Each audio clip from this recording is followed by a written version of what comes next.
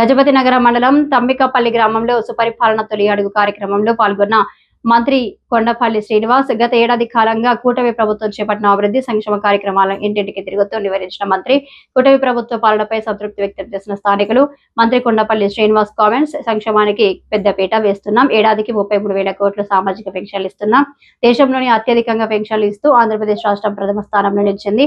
1,000 కోట్లు వెచ్చించి మౌలిక వసతులు అభివృద్ధి పనులు చేపడుతున్నామని కూటమి ప్రభుత్వం అధికారంలోకి వచ్చిన తర్వాత రాష్ట్రంలో అభివృద్ధి కూడా ప్రారంభమైందని లక్షల కోట్ల రూపాయల పెట్టుబడులతో ఉద్యోగ కల్పనకు పెద్దపీట వేస్తున్నామని కూటమి ప్రభుత్వంలో ఉత్తరాంధ్రకు పెద్దపీట వేసి నిరుద్యోగ సమస్యల పరిష్కారానికి వలసల నివారణకు బాటలు వేస్తున్నామన్నారు.